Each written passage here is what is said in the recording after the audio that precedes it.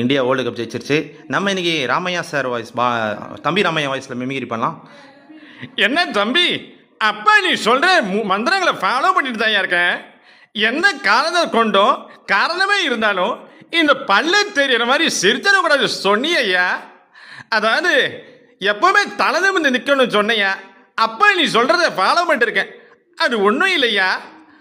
ஏதாவது தப்பு பண்ணி உன் கிட்ட திட்டு வாங்கினா அது சந்தோஷம் ஐயா.